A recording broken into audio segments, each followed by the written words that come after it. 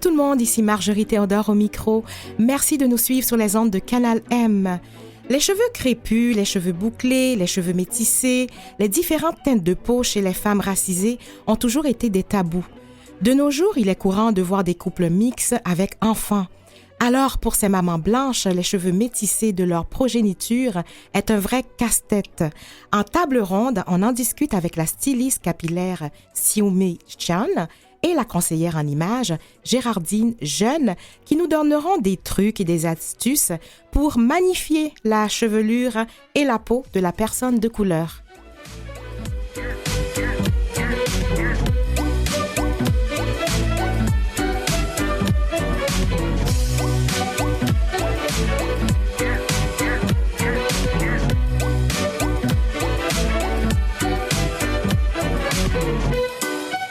Bonjour Xiaomei Chan. Bonjour. Alors bonjour Gérardine Jeune. Bonjour. Bienvenue à toutes les deux à Vivement les femmes. Merci. Donc alors je vous mets tout de suite dans le bain en faisant une référence. Je ne sais pas si vous l'avez déjà vu, mais c'est la mini-série qui passe sur Netflix, Colin en noir et blanc. C'est un biopic sur le joueur de football Colin Kaepernick qui justement durant le Black Lives Matter n'avait pas voulu se lever pour l'hymne national. Donc, il est connu là-dessus. Donc, le premier épisode, pourquoi je vais à cette série-là? Le premier épisode est presque entièrement consacré à la chevelure de Colin qui a 14 ans et qui a été adopté par des parents blancs.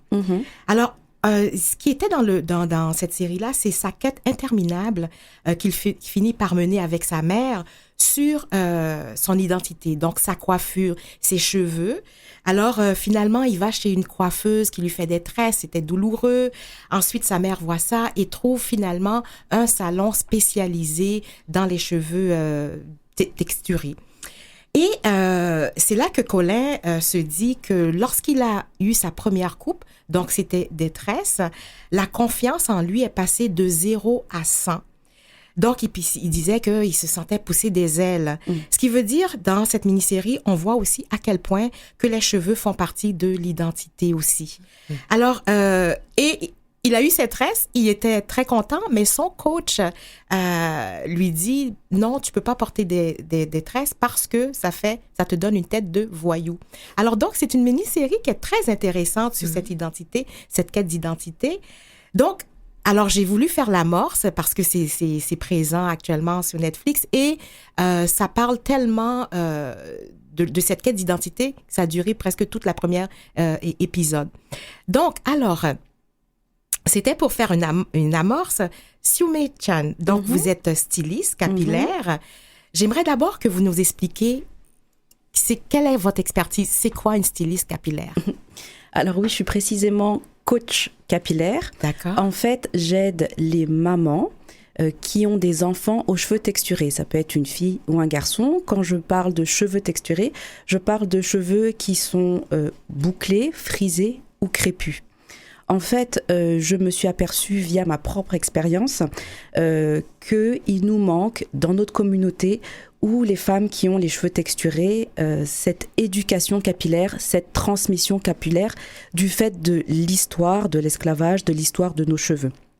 Et c'est très important, comme vous l'avez dit, il y a un lien direct entre nos cheveux, la confiance et l'estime de nous. C'est très important, vous l'avez dit, donc dans le premier épisode, lorsqu'il a eu ses tresses, il a eu confiance en lui et il s'est mieux senti. Et c'est exactement ça que j'essaie de transmettre à toutes ces mamans, qu'il ne faut pas négliger nos cheveux. C'est une part importante, surtout lorsqu'on est une femme, donc lorsqu'on a une petite fille, pour sa croissance et pour son développement personnel.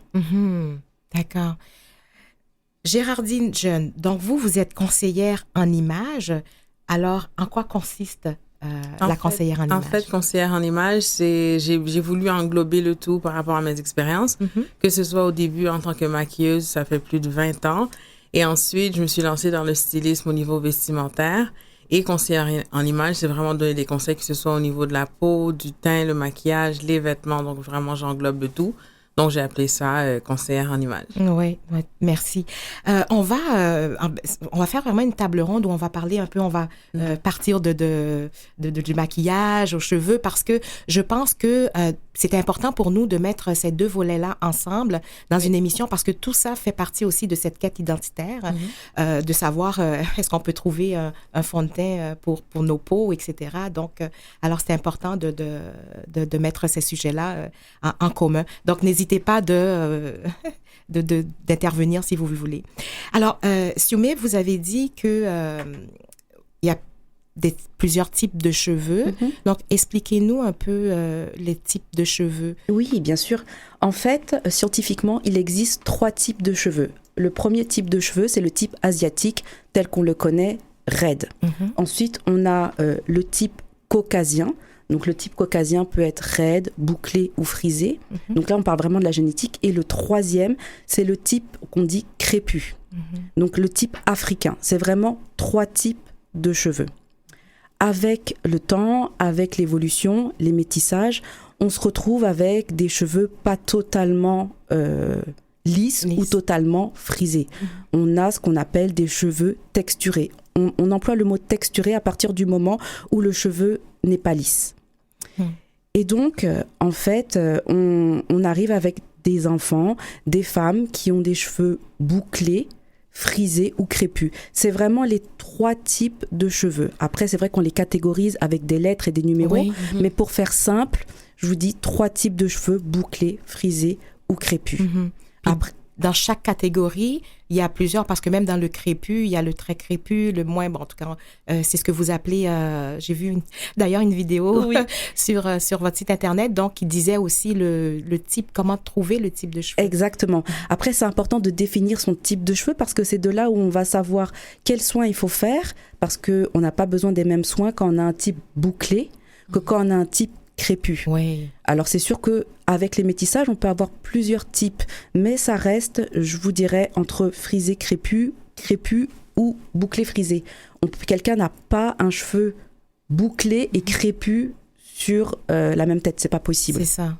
Donc effectivement, plus on a les cheveux qui tendent vers un cheveu crépus, plus on a un cheveu fragile et plus on a un cheveu sec. C'est la génétique, c'est comme ça.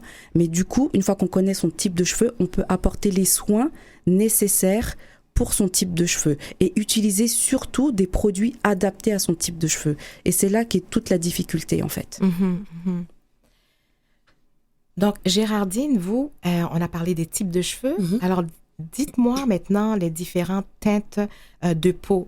En fait, il y a une différence, c'est justement par rapport comme justement on parlait de cheveux au niveau du métissage, il y en a aussi dans la teinte de peau. Et ça, c'est pas nécessairement perçu à l'œil nu, dans le sens que le même type de peau, par exemple, le teint plus doré, le teint plus, comme on dit doré, donc on dit chaud. Il y a le teint froid et il peut y avoir aussi un teint un peu plus olive. Donc, on dit souvent des Méditerranéens qui ont la peau olive et tout, mais ça arrive aussi qu'une femme noire, dépendamment de son métissage, de sa culture et tout, pourrait avoir un peu un teint un peu olive. Donc, il y a plusieurs teintes, mais c'est principalement, on dirait, chaud, froid et olive. OK. Alors, 3 en plus, même au niveau de la teinte de peau, il y en a 3. Oui, maintenant j'y pense, ouais. Oui, c'est vrai. c'est ça, ouais. 3. Et sur ce que j'ai vu aussi, vous avez dit comme même sur un visage, il peut avoir même 3 différentes teintes. Oui, justement, en fait, les femmes de peau noire ou les hommes ont souvent différentes teintes. Au niveau des joues, il peut y avoir une partie un petit peu plus foncée. Souvent, quand mes clients me parlent, ils me disent qu'eux, ils n'ont pas de cernes, mais on a tous des cernes. Oui. Donc, dans le sens qu'au niveau des yeux, au niveau des joues, peut y avoir en dessous des yeux, c'est beaucoup plus pâle. Le front est plus foncé. Donc, quand ça vient le temps de chercher un fond de teint, c'est un peu difficile parce que avec toutes ces teintes-là, si tu mets le même produit sur la partie foncée et la partie plus pâle, le résultat n'est pas le même. Donc là, c'est pour ça qu'on parle souvent de correcteur, pour aller justement à la base corriger le teint, pour l'unifier, pour ensuite porter le fond de teint. Alors, on corrige où est-ce qu'on sent qu'il y a des parties un petit peu plus foncées, on l'unifie et ensuite on met le fond de teint. Wow, j'adore cette émission parce que j'en apprends aussi.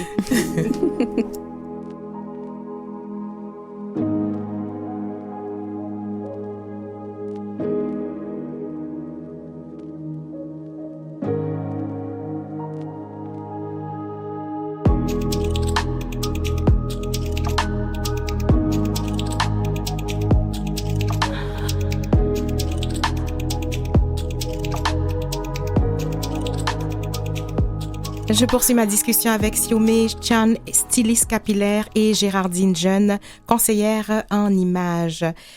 Donc, alors, je continue avec vous, Géraldine.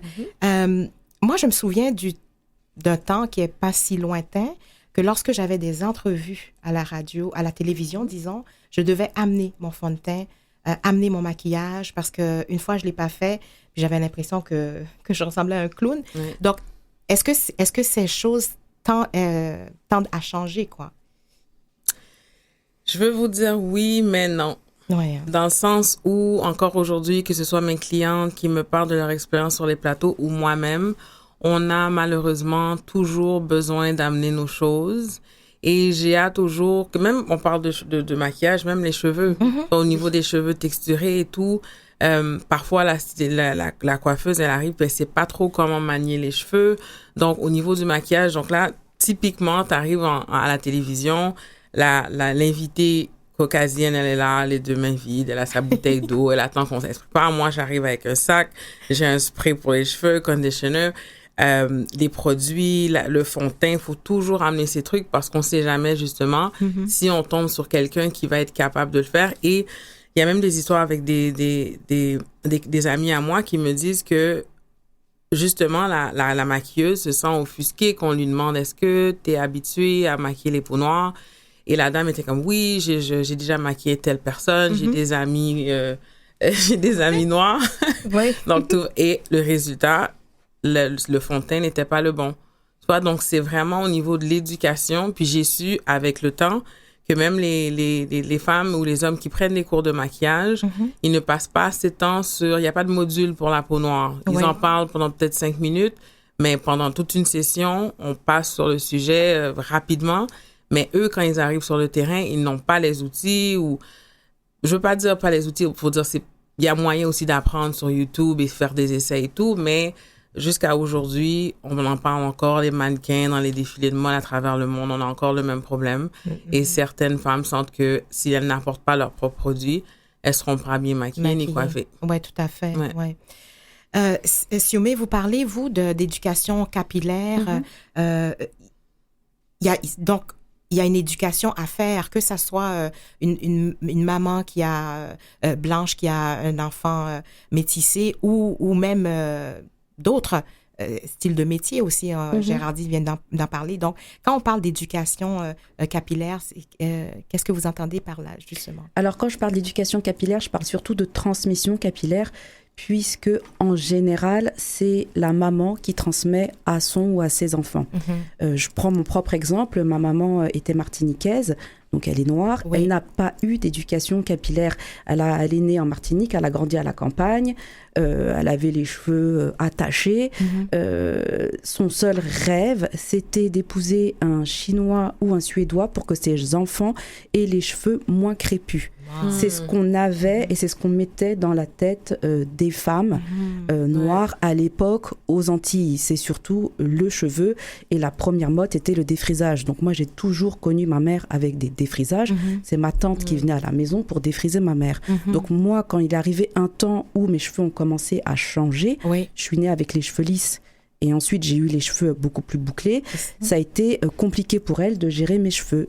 Elle ne savait pas gérer mes cheveux. Elle ne m'a pas apporté cette transmission ni cette éducation, puisque moi-même, j'ai fini par lisser et défriser mes cheveux jusqu'à une vingtaine d'années. Et c'est juste après que j'ai commencé petit à petit à me renseigner sur le comment du pourquoi mes cheveux sont toujours secs, pourquoi je ne pouvais pas garder mes boucles, etc. Et jusqu'au mouvement Nappy dans les années 2010 qui est arrivé en Europe et ici au Canada. Et là, je me suis dit, il va falloir qu'on fasse quelque chose pour nos cheveux parce que je ne peux pas garder mes cheveux lisses tout le temps. C'est pas ma nature, ce n'est pas moi. Et effectivement, aujourd'hui, je voudrais apprendre, alors autant aux mamans caucasiennes qui ont des enfants métis, mais aussi aux mamans noires de se réapproprier notre culture capillaire. C'est ça qui est important et c'est ce qu'on doit transmettre à nos enfants. Et c'est de là que ça passe puisque nos enfants pourront aussi transmettre cette culture capillaire à leurs propres enfants. Et c'est ça qui est primordial aujourd'hui, c'est cette lacune de connaissance sur notre propre type de cheveux. Oui, non, c'est vraiment important. Je parlais au début de la mini-série Colin en noir et blanc. Il y avait aussi on parlait de l'identité qu'amènent les tresses. On a appris, mais très jeune, à tresser. Oui. Même nos poupées, moi je me souviens, je tressais ma poupée et tout ça. Donc, apprendre à faire des tresses. Donc, c'est sûr que les tresses sont porteuses d'une charge identitaire. Oui. Je sais, Siumé, vous avez participé aussi, je pense, en novembre, si je ne me trompe pas, avec... c'était quelque chose c'était vraiment une représentation, une exposition sur les tresses, donc les tresses africaines, etc. Donc, on voit qu'il y a toute cette charge identitaire. Parlez-nous des tresses, parce que j'ai vu des tutoriels où vous montrez à faire des tresses aux mamans. Donc, parlez-nous de cette charge identitaire et puis de pourquoi les tresses sont aussi historique aussi. Oui, bien sûr. À l'époque, avant l'esclavage, les personnes noires portaient, en fait, leurs cheveux leur aidaient à savoir de quelle tribu ils appartenaient. Donc, à l'époque, il y a des centaines d'années de cela, on savait quand on regardait une personne de quelle tribu il venait, de quelle langue il parlait. Donc, les gens avaient sur eux et visiblement leur culture et leur identité. Aujourd'hui, on l'a perdu. Les tresses, c'est très important parce que ça nous permet de transmettre comme je vous l'ai dit, cette transmission, cette culture capillaire. Alors oui, les tresses, c'est important, mais il y a aussi d'autres techniques de coiffure qui permettent de coiffer l'enfant. Et c'est sûr qu'à partir du moment où l'enfant est coiffé, on va dire un peu culturellement, il va se sentir appartenir à une communauté. Voilà. Ce qui est drôle, c'est que ma fille, même si son père est martiniquais guadeloupéen, ma fille a un teint clair. Mais du coup, quand on arrivait en Martinique, puisqu'on était en Martinique récemment, elle se sent noire. Même si elle a une peau claire, parce que elle se reconnaît des autres petites filles parce qu'elle est coiffée exactement pareil. Donc c'est très important d'avoir cette culture et cette identité pour les enfants, qu'ils soient métissés, qu'ils soient noirs. Au niveau, Géraldine, je me retourne vers vous. Au niveau de la peau noire, on a parlé du cheveu. Crépy Siumé nous a dit que plus le cheveu était crépus, plus il devenait fragile. Donc, je pose la même question pour la peau. Est-ce que la peau noire, on dit toujours qu'elle est beaucoup moins fragile. Est-ce que c'est vrai? Ben, en fait, justement, le terme Black Don't Crack, on dit tout le temps, par rapport aux peaux. Je pense que à un moment donné, plus jeune, c'est tout ce qu'on disait, justement, que la peau, elle est avec la mélanine et tout, le soleil, tout va bien et tout. Mais ça, c'est au niveau de l'éducation aussi, parce que c'est un manque d'éducation. Il faut en prendre soin, il faut l'hydrater et il faut mettre un écran solaire. Pour dire que c'est sûr que plus le teint est foncé, plus la peau est plus résistante au niveau des rides et tout. Mais il faut quand même en prendre soin parce que le soleil, comme je dis tout le temps, le soleil de ma mère quand elle était en Haïti et le soleil d'ici, c'est pas la même chose. Les réactions, la pollution et tout. Donc, oui, elle est plus résistante, mais il faut quand même en prendre soin. Et c'est ce que je remarque quand je parle avec certaines clientes ou je leur conseille des produits. C'est que on peut avoir la peau grasse, mais elle est quand même déshydratée. Donc, il faut l'hydrater, que ce soit du beurre de karité ou quoi que ce soit. Il faut constamment hydrater sa peau. Donc, oui, elle est résistante. Quand on parle des rides et tout, au niveau des génétiques, mais en fait, il faut quand même en prendre soin. En prendre soin. Puis, au niveau au soleil aussi, il faut mettre son écran. Effectivement, toujours un écran solaire, c'est important. Parce qu'il y a toujours cette légende urbaine aussi qui dit que les Noirs ne bronzent pas. Oui, non, mais encore aujourd'hui, il y en a plein qui croient qu'ils bronzent pas. Et on bronze, tu vois. Et aussi que plus jeune, bon, là, on va commencer à rentrer dans les trucs de teinte de peau, plus pâle, c'est toujours mieux vu que plus foncé et tout et tout. Donc, c'est sûr que plus jeune, on m'empêchait de justement aller au soleil pour pas trop bronzer, pour pas être trop foncé. Mais donc, c'est pour ça qu'il y a beaucoup qui n'ont pas été exposés au soleil. Mais on est au Québec, faut s'occuper de sa peau, faut mettre de l'écran solaire, c'est hyper important.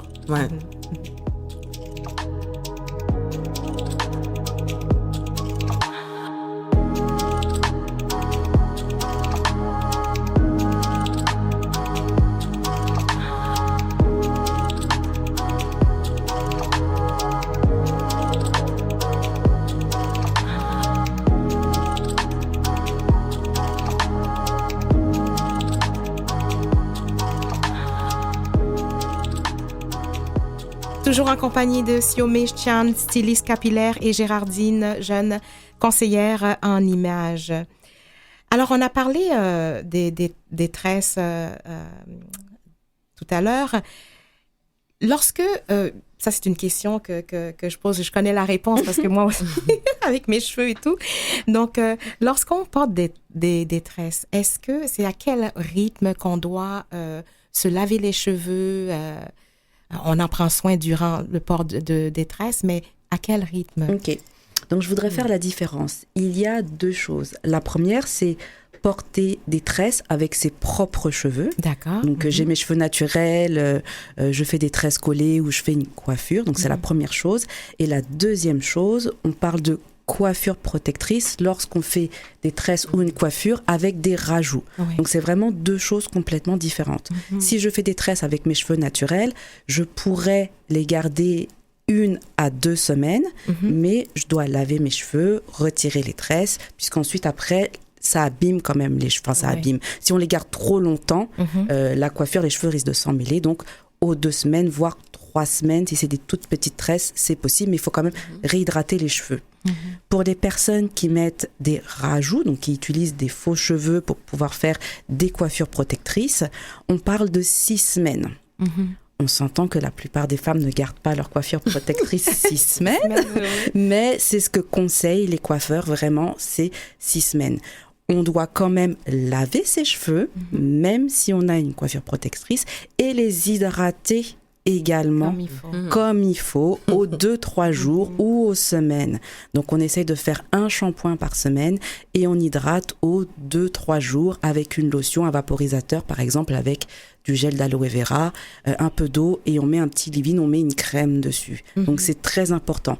On ne garde pas les tresses plus de 6 semaines. On essaye, on va dire 2 mois maximum. Si vous les en avez pris soin, hydratés, bien sûr, on dort avec un bonnet en satin ou une tête d'oreiller en satin pour protéger les cheveux. Mais au-delà de ça, on évite, puisqu'ensuite, ça va casser les cheveux. On parle après d'alopécie, de traction, etc. Donc, on essaye vraiment de les hydrater, d'en prendre soin, même si on a des rajouts. C'est pas évident. Non, c'est vraiment parce pas... que quand on met des tresses, moi, je me dis, je suis en vacances, j'ai pas besoin. Et parfois, je vais faire 1 semaine ou 2 semaines, je les hydrate pas parce que je me dis, mais j'ai oublié parce que c'est plus facile, tu vois. T'as les tresses, on les attache, on sort, on passe à... C'est vrai, c'est pas évident, mais c'est intéressant. Merci. Mais il faut dire que c'est pas évident vraiment avec nos cheveux. Et puis c'est pour ça que cette émission est quand même importante pour justement démystifier aussi, pour les gens qui connaissent pas, mais aussi d'en parler. Alors moi, je vais tout de suite dire, ma grande frustration, c'est que ça fait 7 ans que je fais du yoga chaud. Et je devais décider, est-ce que je fais du yoga chaud que j'adore ou mes cheveux? Parce que le yoga chaud, ce que ça fait, c'est qu'on transpire tellement après une séance, on transpire de la tête. Donc, la racine, les cheveux, même quand je les lisse, ils deviennent crépus. Alors, alors, pour quelqu'un qui ne connaît pas ça, ils vont dire, non, mais quoi, c'est ça. Mais non, mais c'était la gestion de savoir quand je tire mes cheveux, quand est-ce que je vais avoir mon prochain cours de yoga. Alors, ça va, je raconte ça parce que ça va jusque-là de savoir comment, parce qu'il faut traiter le cheveu. Déjà, c'est un cheveu sec, donc en faisant du yoga chaud, c'est encore plus sec, ça devient tout ça. Donc, ce qui amène mon sujet prochain, c'est-à-dire le port de la perruque chez la femme noire. Alors, tout ça fait aussi, je me suis posé la question, est-ce que je mets une perruque pour arriver à faire du yoga chaud? Bon, il faut aimer puis il faut se sentir à l'aise, ça n'a pas été le cas, mais c'est ça. Donc, on voit beaucoup maintenant les femmes noires avec des perruques. Oui. Pourquoi ce phénomène, selon vous, Siomé? Moi, je trouve que c'est un phénomène de mode. Premièrement, en tant que femme, je vous avouerai que je porte pas régulièrement des perruques, mais ça m'a déjà arrivé, même moi, de porter des perruques parce qu'on a tout simplement, on est une femme, on a envie d'être jolie, on a envie de changer de tête. Et puis, il y a aussi ce phénomène de mode où on voit beaucoup de stars sur YouTube et autres réseaux sociaux avec de longs cheveux lisses. Je parle surtout de femmes américaines, où les démarcations sont... Et c'est très joli. Après, il faut savoir si on porte la perruque parce qu'on aime ça et qu'on assume aussi ses cheveux crépus, ou bien parce qu'on porte la perruque pour cacher ses cheveux crépus. C'est vraiment 2 choses différentes. Il faut vraiment faire la différence entre les deux. Ouais. On parle de ça parce qu'il y a, comme vous avez dit, au niveau des tresses, il y a les ajouts, il y a la perruque, il y a aussi ce qu'on appelle les extensions. On a aussi, Géraldine, le maquillage qui est différent, etc. Donc, ce qui fait qu'il y a un budget énorme à placer au niveau de notre portefeuille, dans notre budget, et pour le soin capillaire et pour aussi avoir des produits qui répondent à notre peau. Donc, Sioumé, comment que vous abordez l'aspect budgétaire avec les mamans que vous rencontrez? Alors en fait, moi je vois plutôt ça comme un investissement et non pas comme une dépense. C'est comme les personnes qui choisissent de manger bio, on s'entend que c'est plus cher et ils le font pour leur santé. Et c'est exactement la même chose pour que ce soit nos cheveux ou notre peau. On investit dans des soins capillaires de qualité, naturels et adaptés à nos cheveux. Donc un $100 investi et non pas dépensé, on aura tout de suite des résultats, contrairement à un $50 acheté en grande surface chez Pharmaprix, par exemple. Donc non, oui, effectivement, il y a un budget, mais il faut le voir plutôt comme un investissement. Donc un kit de départ, un kit de démarrage qu'on achète, et ensuite, de toute façon, des produits de qualité, on n'a pas besoin d'en utiliser beaucoup, donc qui durent au minimum 4, 6 mois, parfois 8 mois, avec un kit de produits. D'accord.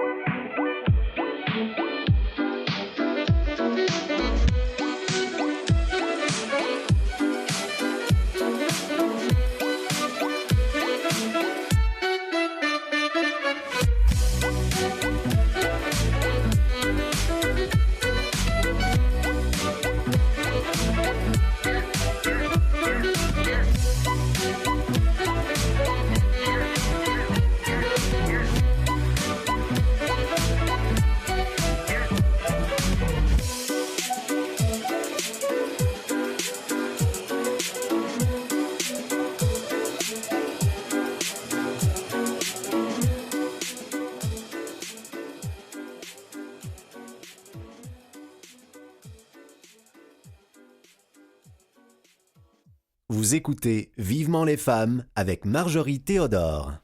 Les cheveux des femmes racisées, métissées, les différentes teintes de peau chez ce même public est un sujet qui semble complexe, mais on le démystifie avec Sioumé Chan, styliste capillaire, et Géraldine Jeune, conseillère en images. Donc, Géraldine, vous êtes conseillère en images. Décrivez-nous une première rencontre. Qu'est-ce que vous faites? Comment vous abordez le sujet de la transformation ou je sais pas?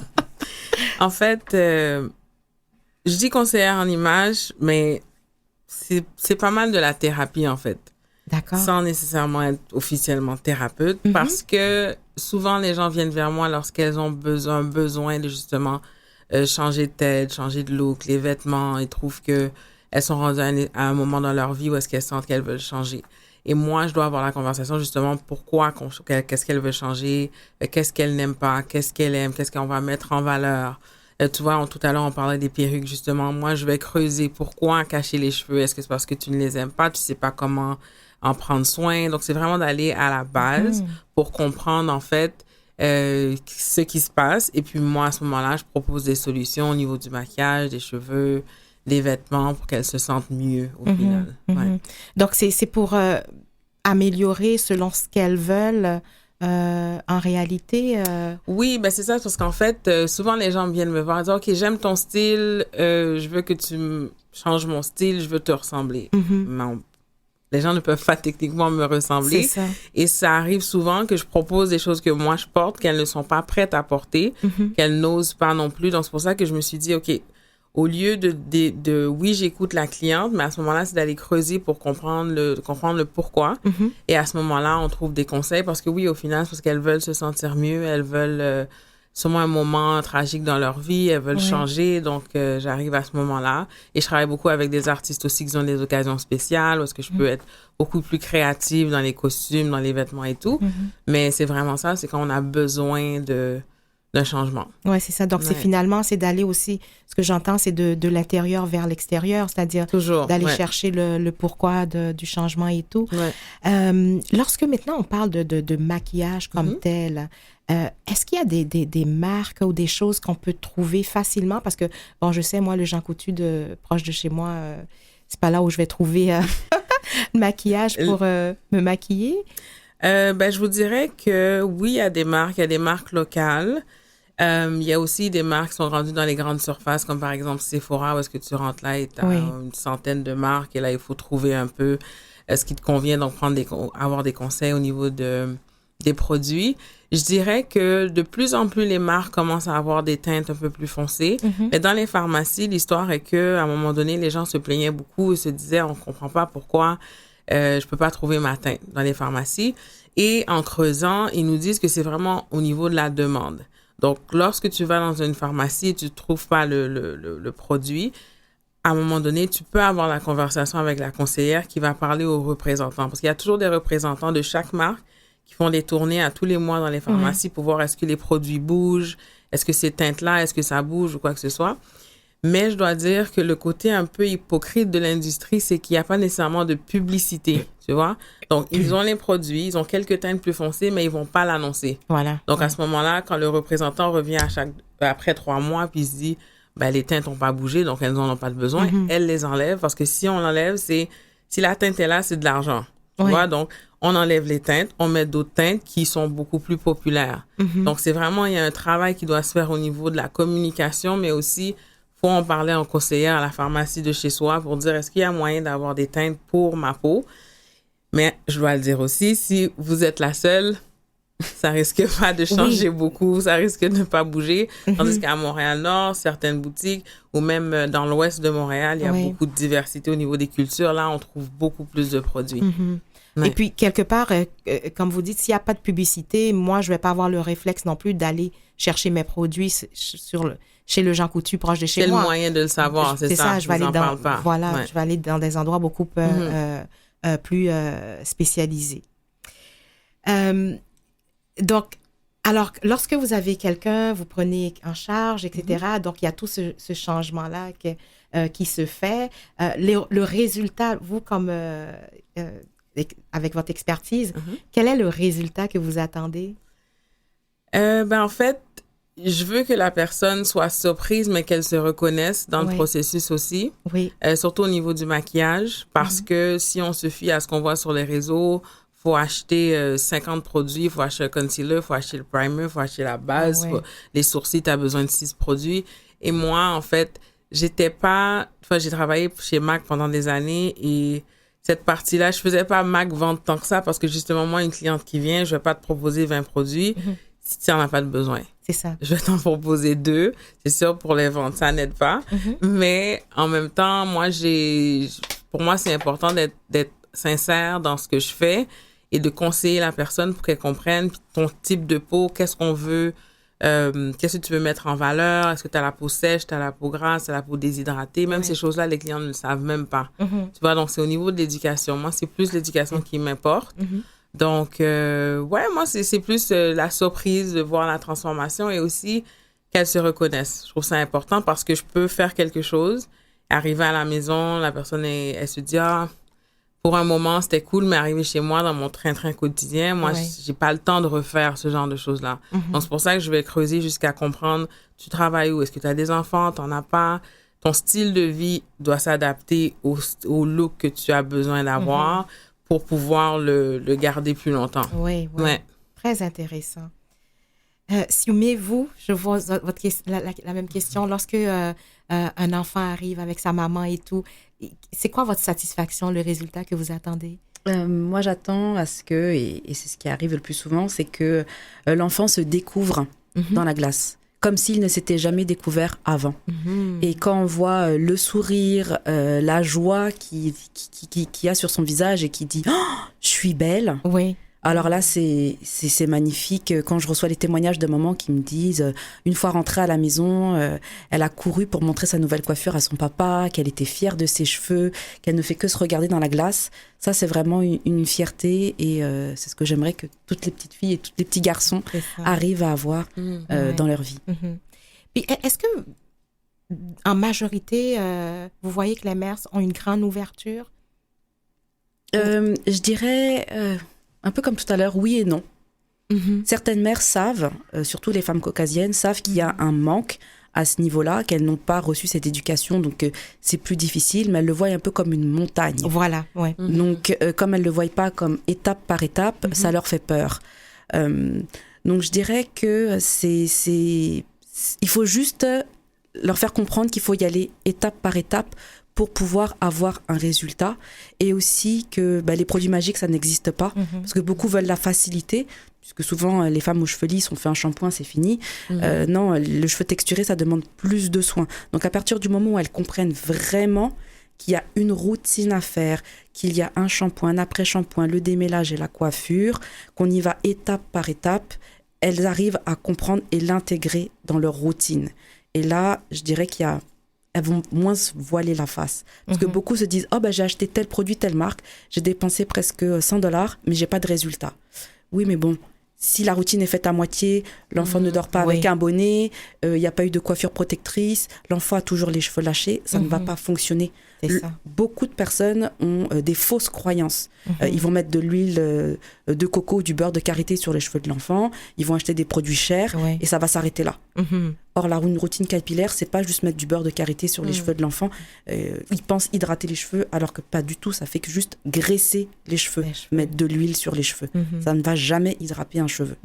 Donc, il y a des méthodes à apprendre, des techniques, que ce soit de soins ou de coiffure, qui font que, au final, elles vont faciliter la vie de l'enfant, leur propre vie.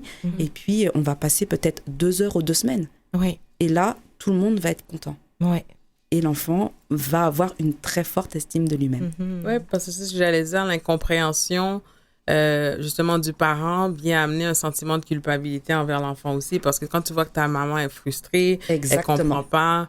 Justement, ma sœur est métissée, puis sa maman me posait des questions, elle comprenait pas et tout, donc pas qu'elle était frustrée du tout, mais parfois, je les entends parler, ils disent « c'est compliqué, c'est long, c'est sec, ils sont pas beaux, ces cheveux », puis je les entends parler de leurs enfants, et je dis « mais c'est parce que l'enfant, elle entend ça aussi, tu vois. Donc, c'est à un moment donné, elle se sent mal. Puis elle dit, mais qu'est-ce qui se passe? What's wrong with my hair? Je suis pas à l'aise et tout. Donc, c'est tout ça qui... Parce que tout le monde, par réflexe, j'ai dit, mais oui, mais si t'as un enfant noir, c'est normal. Mais c'est pas la même chose. Moi, je croyais quoi? T'as eu un enfant noir? Mais c'est pas comme ça que ça se passe. Non.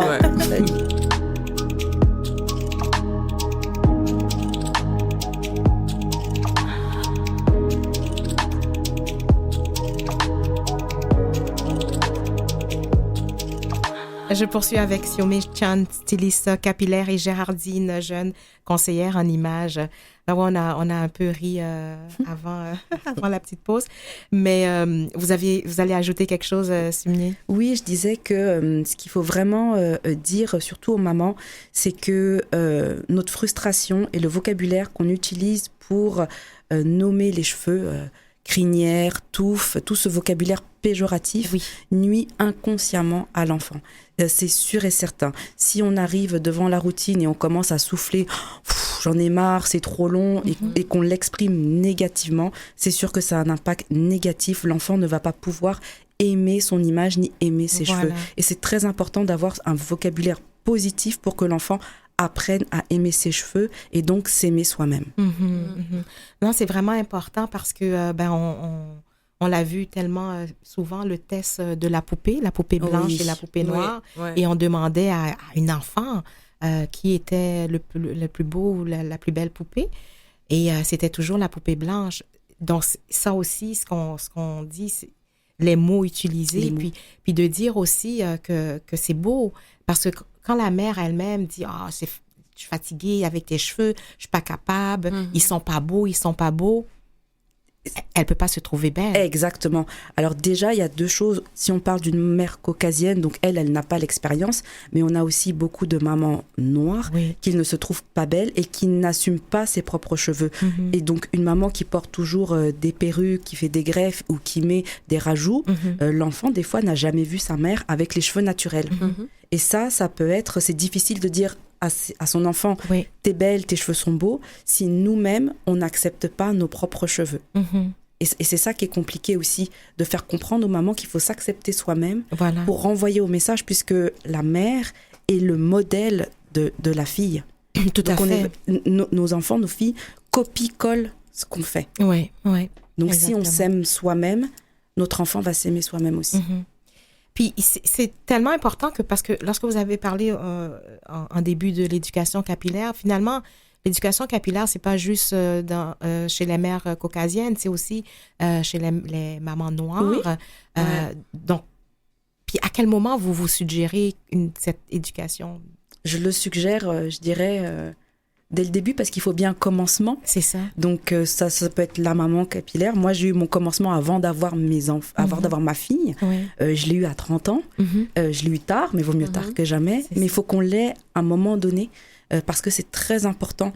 Je le vois tous les jours au quotidien. J'ai grandi sans cette estime de moi et ça a été une problématique dans ma vie pour ne serait-ce que prendre des décisions, pour pouvoir acter certaines choses. Quand on a une faible estime, c'est difficile de dire non. C'est difficile de s'affirmer. Et c'est ça qui est compliqué, parce qu'on ne voit pas tout cet impact au fil de notre vie, mais un enfant, il devient un adulte à un moment donné. Et donc un adulte qui grandit avec une forte estime, ça n'a rien à voir avec un adulte qui grandit avec une faible estime. Exactement. Moi, je me souviens que c'est à l'âge de 9 ans que j'ai commencé à me coiffer toute seule, parce que ma mère voulait aussi que je sache me coiffer et tout ça. Puis, qu'est-ce qui arrive quand les enfants sont métissés? Parce que, j'ai ma petite fille qui est métissée aussi, donc je vois qu'elle ne peut pas faire grand-chose à l'âge où moi, je savais prendre soin de mes cheveux. Donc, c'est quoi votre conseil? Ce serait aussi que je vais me l'approprier. En fait, ça passe par le savoir. Il faut que la maman sache faire. Moi, ma fille a 7 ans, je commence vraiment à lui montrer. Elle a déjà sa poupée mannequin que j'accroche sur le bord de la table et elle commence à déjà apprivoiser, si je peux me permettre, la texture de cheveux. Après, c'est sûr que selon la densité et la longueur, je ne sais pas si ma fille pourra se coiffer toute seule à 9 ans, parce qu'elle a énormément de cheveux, ils sont très longs, mais au moins commencer les techniques, savoir tresser, twister, être familier au vocabulaire, aux soins, savoir ce que c'est que un leave-in, une crème, une huile, à quoi ça sert. Donc déjà, qu'elle soit baignée dans tout ce vocabulaire et cette culture capillaire. OK. Alors, dans tout ça, ce serait quoi la recommandation pour une boîte à outils là, de démarrage? Qu'est-ce qu'il faut qu'une maman ait? Je dirais, pour être concret, quelques accessoires. Une bonne brosse, une brosse adaptée aux cheveux, il en existe beaucoup. Un peigne à grosses dents, un peigne à dents fins, un bonnet en satin. Prioritaire ou une tête d'oreiller en satin parce que le soir, le coton de la tête d'oreiller absorbe toute l'hydratation. C'est à peu près ce que je dirais. Puis un petit kit pour pouvoir embellir la coiffure. Donc des perles, des earrings, des petites choses comme ça. C'est très important de rendre la coiffure, surtout si c'est une fille un peu girly, parce que elle va encore se trouver plus belle. Donc même si la coiffure est belle et qu'on rajoute des petits accessoires dessus, c'est très important qu'elle se trouve encore très jolie parce qu'elle va recevoir des compliments de l'extérieur. Et puis on essaie de prendre une gamme naturelle. On essaye étape par étape, un shampoing, un après-shampoing. L'hydratation doit se faire en 3 phases avec un leave-in, on va dire une crème sans rinçage, une huile et une crème un peu plus épaisse. Donc on appelle ça la lock méthode, c'est l'hydratation. Donc c'est vraiment ça, cette partie-là qui est très importante, que beaucoup de personnes passent sur le sujet, qui n'utilisent qu'une seule crème. En fait, il faut 3 produits pour l'hydratation et ensuite on passe à la coiffure protectrice. C'est... Ouais, il y en a des étapes. Il y a des étapes, hein, c'est ça? 4 étapes. 4 étapes, c'est super. Je reviens un petit peu sur le bonnet de satin. Oui. Alors, parfois, on en rit, hein, parce qu'il y a des couples mixtes lorsqu'ils voient Oui. leur conjointe mettre le bonnet. Faut qu'ils s'habituent. Il faut qu'ils s'habituent. Oui. On opte aussi pour la tête d'oreiller en satin, c'est ce que j'ai. Voilà, une tête d'oreiller, ça fait l'affaire aussi. Mais il y a des beaux bonnets de nos jours. Oui, ça Ils fait un peu beau. amélioré l'apparence des Ouais, bonnets, voilà, là. ça reste Exactement. sexy aussi. Exact. Alors, maintenant, Gérardine, boîte à outils pour une base en maquillage pour peau métissée. Je dirais d'avoir un soin de peau, une routine de soin de peau, de l'hydratation avec un écran solaire. Puis au niveau du maquillage, je dirais un cache-cerne, un bon fond de teint, une poudre translucide matifiante. Je dirais ces 3 produits-là. Puis ensuite, là, il faut vraiment rentrer dans les détails de quel type de cache-cerne. Il y a des cache-cernes plus épais que d'autres. Parce que comme je disais plus tôt, si tu mets un peu de cache-cerne un peu partout, t'es peut-être pas même obligé de mettre du fond de teint. Tu peux mettre un peu de cache-cerne, unifier le teint, mettre une poudre translucide et ça va. T'es pas obligé de mettre du fond de teint pour justement que ton teint soit radieux. Parce que moi, je dis que ça va à la base. Les sérums, les soins de peau, c'est hyper important d'investir là-dedans, qui fait qu'au final, tu mets moins de maquillage. Oui, tout à fait. Puis, alors, quand on parle du cache-cerne, le cache-cerne doit être beaucoup plus pâle, je crois, que... sa couleur ou ça dépend de la couleur de peau? Ça dépend de la couleur de peau. C'est sûr que, comme on disait sur les réseaux sociaux et tout, là, à un moment donné, il y avait une mode parce que c'était vraiment pâle. Là. Oui. On a l'impression que... Parce qu'en fait, le plus pâle donne un peu l'effet que t'as l'air plus réveillé. Oui. Donc, ça illumine le visage et tout. Mais en fait, moi, personnellement, de tous les jours, j'ai un cache-cerne qui a à peu près la même teinte que ma peau. D'accord. Parce que moi, j'aime pas trop le style parce que j'ai de l'air c'est ça, trop oui, maquillée. Oui. Voilà, oui. Mais oui, ça dépend. Si les cernes sont beaucoup plus foncées, on va mettre une base pour neutraliser la couleur foncée, que ce soit à base de rouge, orangé, vert, dépendamment. Il faut aller faire une consultation. Mais à ce moment-là, juste un peu de cache-cerne, t'es pas obligé d'avoir la teinte beaucoup plus pâle que ton teint du tout. C'est vraiment une tendance qui t'es pas obligé de suivre, surtout si tu mets pas beaucoup de maquillage. Parce que plus t'en mets, plus tu crées des concepts de highlight, de contouring et tout, plus tu dois en mettre pour pallier à ce que tu utilises, tu vois. Donc, plus tu te rapproches de ton teint, moins tu as besoin d'en mettre sur ton visage pour camoufler et faire parce que tu as vraiment besoin de beaucoup de produits si tu commences à aller dans cette direction, en fait. Okay. Ouais.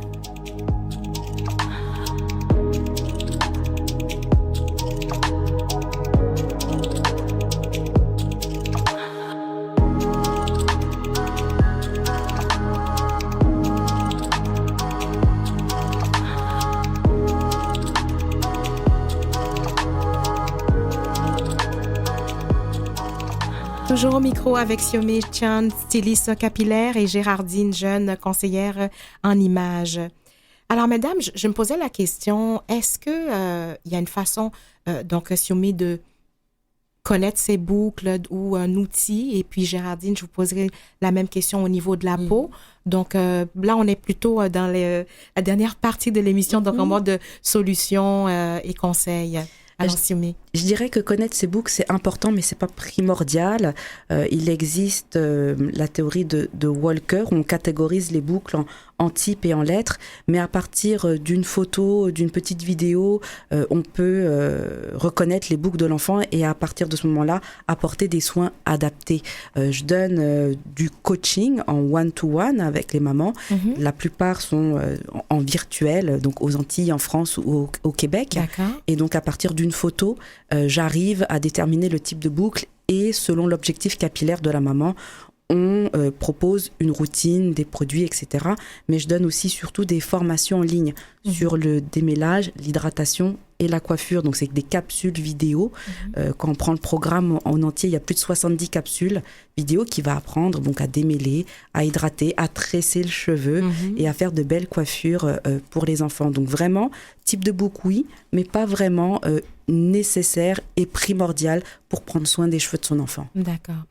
Je sais que vous vous êtes spécialisée pour le cheveu de l'enfant, mais je veux dire, si une adulte veut vous consulter, vous n'allez pas dire non. Non, je ne vais pas dire non, bien sûr. Je fais aussi des consultations consultation pour les adultes, Oui. mais c'est vraiment le sujet des enfants qui me tient à Je cœur. comprends. Et c'est vraiment cette transmission que je voudrais apporter aux mamans qui sont souvent en détresse Oui, quand elles ont des enfants aux cheveux texturés. tout à fait, tout à fait. Les mamans ou les tantes, j'ai des nièces. J'ai Voilà, pas d'enfants, mais j'ai exact. des nièces. Oui, oui. Ah, ouais, c'est vrai. Alors, Géraldine et vous, est-ce qu'on peut savoir de notre teinte de peau? Est-ce que c'est plus doré, moins doré, chocolaté, café, Café au lait. café au lait? En fait, c'est beaucoup plus difficile, je dirais. Enfin, je pourrais vous dire, il y a des tests à faire et tout. Je pense que c'est au niveau essai-erreur. Mhm. C'est sûr que d'aller voir, de se renseigner aussi, on peut le voir sur Internet, voir un peu comme quand on dit un teint doré, voir des exemples d'un teint doré versus un teint plus olive, plus bleuté. Donc, c'est toujours bon de voir certains exemples. Mais après ça, c'est d'aller voir justement que ce soit les conseillères d'une pharmacie ou dans les magasins à grande surface pour vraiment poser des questions et justement comprendre déjà à la base le type de peau. Peau grasse, peau déshydratée, peau sèche. Parce qu'il peut y avoir aussi des rougeurs. Il y a des femmes noires qui ont des rougeurs au Oui. niveau de la peau aussi. Donc, on parle de rosacée au niveau du teint caucasien, ben, il peut y avoir des rougeurs aussi. Donc, à la base, c'est important de connaître sa peau parce que lorsqu'on arrive en magasin, on a quand même une bonne base. Et à ce moment-là, la conseillère pose des questions, mais je dois avouer que c'est vraiment, tu dois tester certains produits. ouais. Puis, il y a des magasins à grande surface, de ne pas avoir peur de demander des échantillons Mhm. et rentrer à la maison, puis essayer les produits, puis de voir quelle marque, parce que toutes les marques sont différentes, les Oui. teintes sont différentes, il y a Oui. beaucoup de choix, et ça peut être un peu stressant de trouver la bonne teinte, mais de ne pas avoir peur de demander des échantillons et d'essayer à la maison. Je pense que c'est la Oui. meilleure façon de trouver la bonne teinte. Tout à fait, parce que même dans la différence de peau, moi, je regarde aussi, même au niveau du rouge à lèvres, ça peut être un rouge, mais moi, il y a des rouges qui me vont mieux que d'autres. Ouais. Ça aussi, ça fait partie, je pense. Ouais, il y a des rouges, surtout le rouge, là, c'est pas évident C'est de pas trouver évident, son hein, rouge. Il y a des c'est ça. rouges bleutés, rouges orangés, rouges roses. Il y a des rouges qui ont trop de brun.